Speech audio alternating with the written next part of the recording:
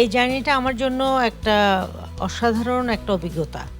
কারণ আমি কখনোই এ ধরনের জার্নিতে ছিলাম না কখনোই। তো আমি সেইজন্য সবাইকে ধন্যবাদ জানাই যারা আমাকে আমন্ত্রণ জানিয়েছে এই ম্যাজিক বাউলিয়ানা ২০২৫ এ। আর এই ৫ জনের প্রতি একটাই ভালোবাসা থাকবে এবং আবেদন থাকবে।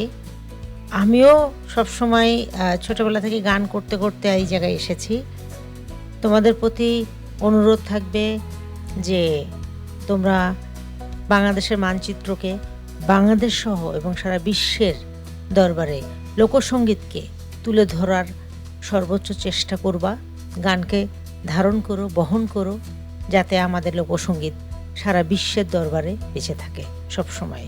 ভালো থেকো তোমরা।